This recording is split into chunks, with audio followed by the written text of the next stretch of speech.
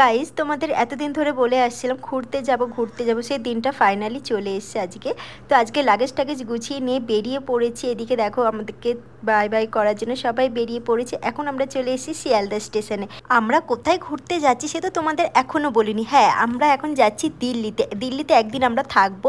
তো এখন চলে এসেছি দিল্লি স্টেশনে। দিল্লিতে একদিনের জন্য আমরা হোটেল ভাড়া নিয়েছিলাম, তারপর ফ্রেশ হয়ে চলে গেছিলাম লোটাস টেম্পল দেখতে।